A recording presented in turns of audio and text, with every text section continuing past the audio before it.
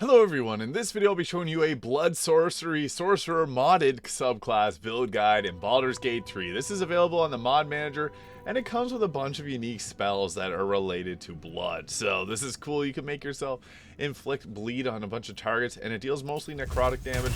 And a lot of these spells have some unique looks to them, so I'll be covering all of this and the combat in this video. So we'll get right into going over the full build guide here. This is a cool one, and I'm a fan of the Sorcerer because it's my favorite class first and foremost, but it's able to cast a lot of spells in it. It can cast 2 spells per turn and 3 if you got haste, so you get a lot of unique combinations for damage. So we're going to start off here as the Sorcerer, and we're going to play as the Blood Sorcerer, which gives all 3 of the cantrips that it adds: the Blood Bolt, shooting a bolt of your own blood, dealing 1 to 12 necrotic damage and causing the caster to deal 2 to itself or none if it's bleeding. Blood Sacrifice bonus action makes you bleed and the target bleed for 4 turns. And then we also have the Blood Needle, which is a cool cantrip because this maims the target, giving them 0 movement speed. And it deals 1 to 4 necrotic damage to yourself. So, very cool. We also get the Blood Bath here, call forth a rain of blood, bleed every creature in the vicinity, hurting them for 1 to 4 necrotic. And then we also get the Blood Rebuke here. React to your next attacker with a bloody attack that deals 2 to 20 necrotic damage or 3 to 30 if the caster is bleeding. We also get advantage on attack rolls when we're bleeding.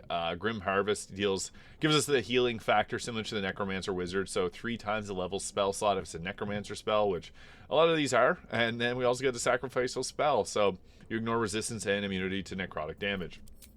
As for the cantrips, if you get the 5e spells, you can take cool things like the Frostbite spell, the Infestation, Green Flame Blade, Booming Blade.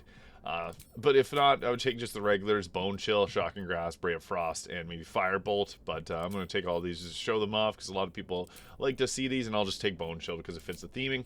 As for the spells, I would take Magic Missile and Shield. Shield will increase armor class by 5. It's an important one to have for survivability's sake. But if you got 5e mods, you can also take the Absorb Elements, which is a nice one to have. So we're going to order the full build guide for this video as well as the combat and items. So stay tuned for that. At level 2, we get to choose ourselves another spell. I like Absorb Elements. And then for our meta magics, Distance Spell to increase the spell's range, and Twin Spell to give ourselves Twin Haste. Although if you don't want to go with Twin Haste, there's a lot of other great options here. Now level 3, we get a bunch of different the Blood Necromancer spells here. So we get the Blood Ray doing 6d8 of necrotic damage, shoots 3 rays, each deals 2 to 12, or 2 to 16 necrotic. And damage the caster by 1 to 4. Or more damage if we're bleeding. And then also Blood Spike here, transform the blood beneath the target into spikes that deal 4 to 40 necrotic damage to the target and all creatures around it. Can only be using on target standing still on a blood covered surface. So pretty cool interactions. We want to be making the targets bleed there so we can deal extra damage. If you got 5e spells, you can take the Snowball Storm, but even something like a Flame Spear is nice for tanking. Misty Step, great. Hold Person's good for holding enemies in place as a concentration. That's a really good one. We already got a version of Scorching Ray, but necrotic, and we can add a lot of damage to necrotic damage, so I would recommend not going with that and just taking something like Hold Person, because we can crit on enemies later on. We're obviously going to take Quicken Spell, the best meta magic there, allowing us to do a bonus action spell. At level 4, we get ourselves a cantrip again, and Minor Illusion's good for grouping enemies together. And then for our next leveled spell, Web can be good too. It's a decent choice for a spell. Invisibility, Darkness. There's a few other good choices. Agonizer's Scorcher, if you got the 5e spells mod, that's a good choice, and even the Snowball Storm too. Or even Chaos Bolt if you get the 5e mod, so I'm going to take that. Rhyme's Binding Ice is also good for stopping targets in their tracks. But Scorching Ray or Misty Step if you don't have this mod. And then we'll go ahead and, because I should have adopted my, so we want to have Summers around, we'll go with that for our stats. I messed up the stats there. We have 16 charisma and 16 dexterity, so just pretend that I didn't skip that part over. At level 5, we get ourselves a Crimson Blast, which is like a necrotic version of the Fireball spell, and this causes the target to take 1d8 necrotic for each targeted hit, or half if we're bleeding. Then we also get the Sanguine Fest, 46 necrotic damage, drain the vitality of all the nearby creatures, and the caster heals for half the total damage dealing, drawing vitality from their own foes, restore their own health. So that's pretty good.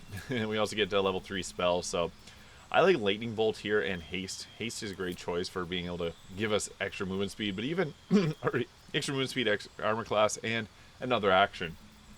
But counter spell is also really good, so you could go that route too. We do burn through spell slots with these, so I'll show you guys a cool interaction with the Staff of Cherished Necromancy that I got here. So we also get our subclass features. Whenever we deal a spell that does necrotic damage, we add our charisma modifier to the damage. So it's kind of similar to the draconic bloodline. And then we also get blood vitality.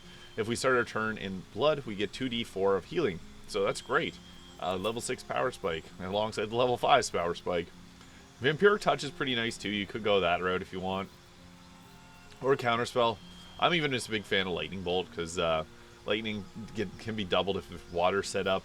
But I'm going to go counterspell here just to fit the theming of this build a little bit better. And then we get at level 7, we get ourselves the Blood Storm, kind of like Ice Storm, dealing slashing and necrotic damage. And we take 1 to 12 necrotic damage for each target hit, or 1d4 necrotic if we're bleeding. So obviously you want to drop this only when you're bleeding, because that 12 damage can be hard if you got a lot of health. Confusion being a good spell too that we can get here.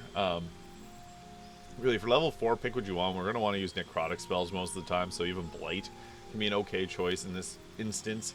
Fear and Confusion, these are two spells that I really like, but even like Ice Storm to be able to create ice surfaces for upsetting concentrations works really well, so we're going to go with that. At level 8, we get ourselves another spell here, and I would take Fireball. We haven't taken Fireball yet, and that's a good one if we don't want to hurt ourselves. And then Ability Score Improvement. Also, Alert for +5 initiative works great here too, so pick which one of those you prefer. And then at level 9, we get ourselves the Grasp of the Dead. 8d8 necrotic.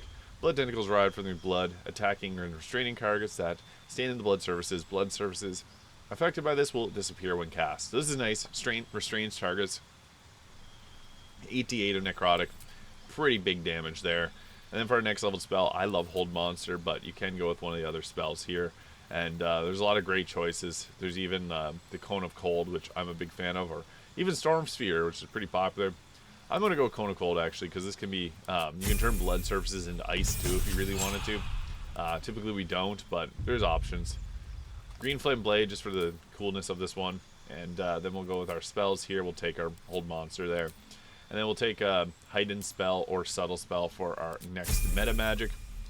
And then at our level 11, we get another Power Spike, deal an additional 1 to 6 necrotic when we're bleeding. And then we also get advantage on attack rolls against bleeding targets. So that's good because we do have some attacks that do attack rolls. And then we also get a Crimson Leech, 12d6 plus 40. So drain the blood of a target. If the 52 to 112 necrotic reduces the target to 0 points, it disintegrates in crumbly ash. Deal 40 necrotic damage to the caster, or no damage if the caster is bleeding. So yeah, only use this when you're bleeding. 40 damage, nothing to joke around about. We also got Circle of Death here, being another necromancy spell, level 6, that's really good, so we want to take that, because this hits in a huge area, and if we have the Staff of Cherished Necromancy, we can cast it non-stop, and this will heal us for 18 every time we take out a target with it, so very good. Chain Lightning being another great choice, but we can take that level 12, or we can add in like a level of Fighter if you want to increase the armor class, but we're going to go with this here and take our Chain Lightning, and use our final feat for Alert, so... Typically with these mod classes, I like to go all the way to level 12. Although if you go even higher in this, because some of these classes do have the ability to go higher, you got a bunch of other options. So typically we want to be using our bleeding spells here. So we got Blood Bolt, kind of hits in an area there. So it also hurts us every time that we cast it.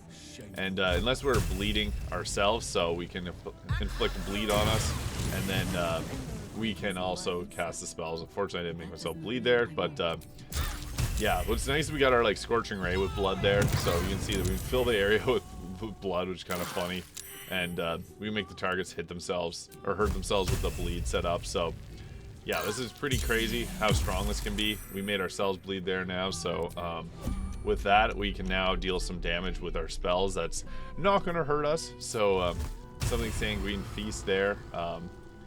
We can use this to heal ourselves, you can see, and then I guess we'll just exit that. And we also got like Grasp of the Dead being a nice spell that can stop anyone that's like in a blood surface, so we can use that there to restrain everyone and heal ourselves as well. So that's pretty cool. I guess we'll leave camp here and go out into combat to show what this looks like.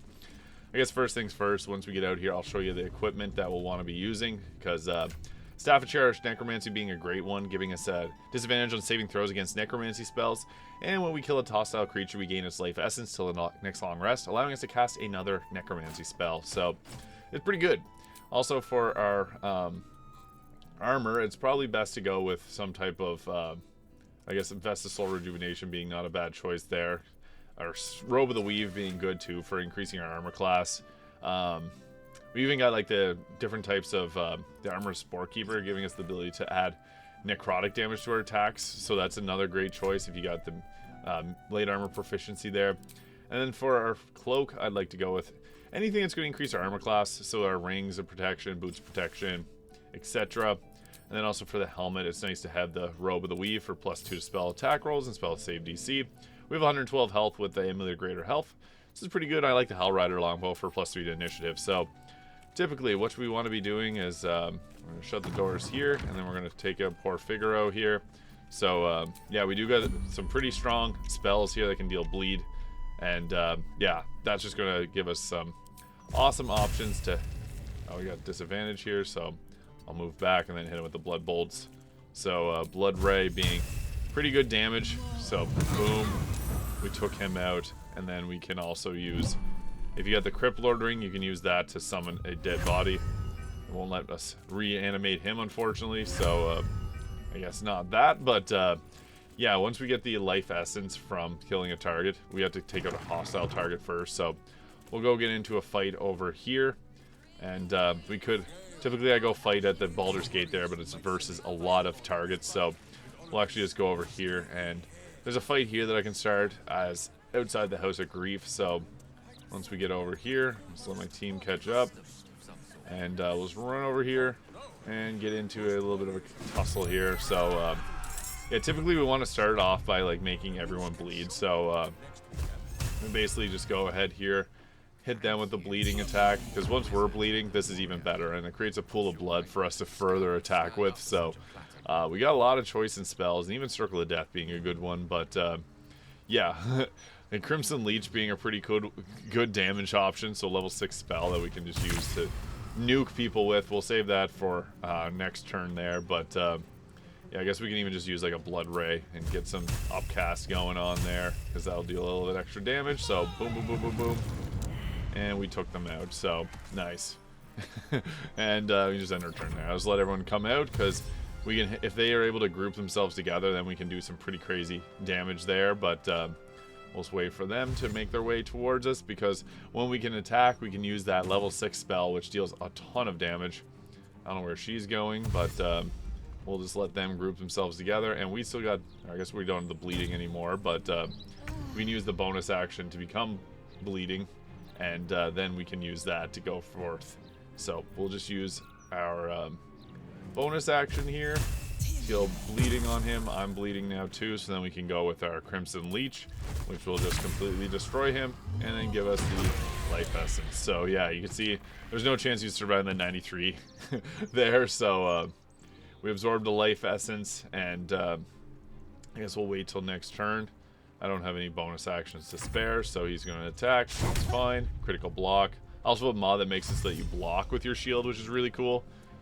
And let's hope for her to come out here and get attacked by the bleed. So yeah, we also, oh, it's weird that's not triggering the Heightened Necromancy, because we normally would be able to use the Staff of Cherished Necromancy to cast another spell. But what's cool is oh, she's not technically in a blood circle, but we normally, like, he's in blood, so we can use this to restrain him in that spot there.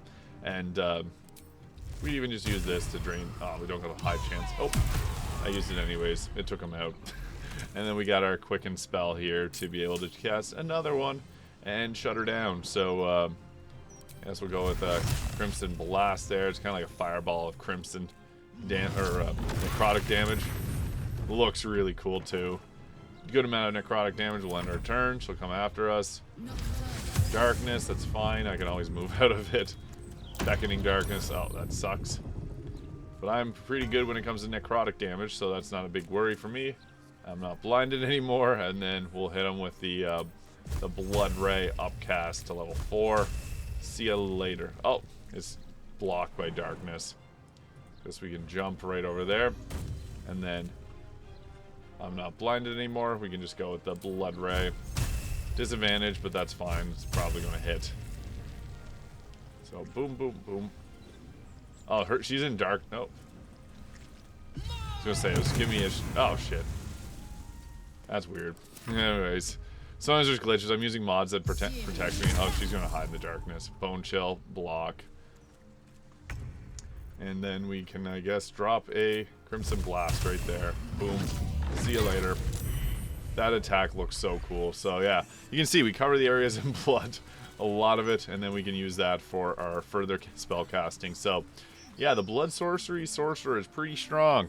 Let me know your thoughts in the comments below. Thank you so much for watching, and I'll see you all in the next video.